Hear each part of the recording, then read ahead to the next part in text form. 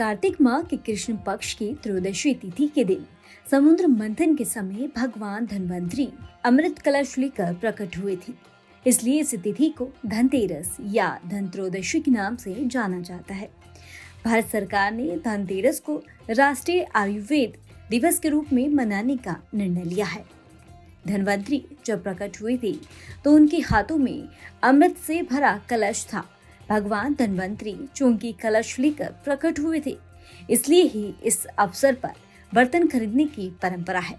कहीं कहीं लोक मान्यता के अनुसार यह भी कहा जाता है कि इस दिन धन खरीदने से उसमें 13 गुना वृद्धि होती है। इस अवसर पर लोग धनिया के बीज खरीदकर भी घर में रखते हैं। दीपावली के बाद इन बीजों को लोग अपने बाग बगीचों में या खेतों में बोते हैं। धनतेरस के दिन चांदी खरीदने की भी प्रथा है। लोग चांदी के बने बर्तन खरीदते हैं। इसके पीछे यह कारण माना जाता है कि यह चंद्रमा का प्रतीक है, जो शीतलता प्रदान करता है और मन में संतोष है, वह स्वस्थ है और सुखी है और वही सबसे धनवान है। भगवान धन्वंतरी जो चिकित्सा के देवता भी हैं, उनसे स्वास्थ्य और सेहत की कामना के लिए संतोष रूपी धन से बड़ा कोई धन नहीं है। लोग इस दिन ही दीपावली की रात लक्ष्मी गणेश की पूजा हेतु मूर्ति भी खरीदते हैं। धनतेरस की शाम घर के बाहर मुख्य द्वार पर और आंगन में दीप जलाने की प्रथा भी है। इस प्रथा के पीछे एक लोक कथा है। कथा के अनुसार किसी समय में एक राजा थे जिनका नाम हेम था। देव कृपा से उन्हें पुत्र रत्न की प्राप्ति हुई। ज्योतिषों ने जब बालक की कुंडली बनाई तो पता चला कि बालक का विवाह जिस दिन होगा उसकी ठीक 4 दिन बाद वह मृत्यु को प्राप्त होगा। राजा इस बात को जानकर बहुत दुखी हुआ और राजकुमार को ऐसी जगह भेज दिया जहां किसी स्त्री की परछाई भी ना पड़े। देवयोग से एक दिन एक राजकुमारी उधर से गुजरी और दोनों एक दूसरे को देखकर मोहित हो गए और उन्होंने गंधर्व विवाह कर लिया।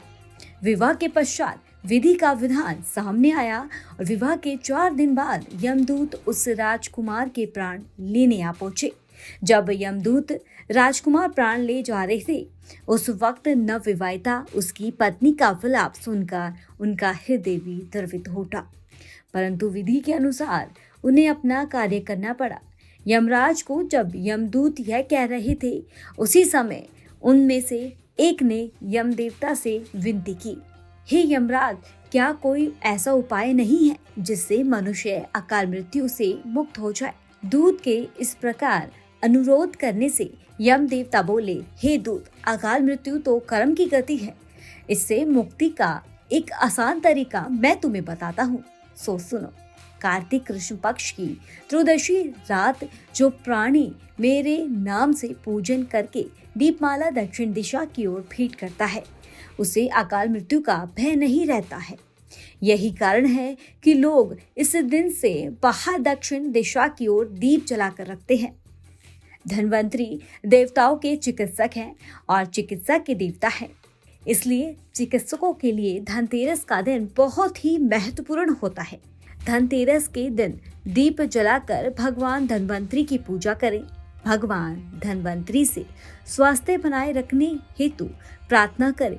चांदी का कोई पात्र व लक्ष्मी गणेश अंकित सोने चांदी का सिक्का कीना जाता है। दीपावली की रात भगवान श्री गणेश व देवी लक्ष्मी के लिए भोग चढ़ाया जाता है।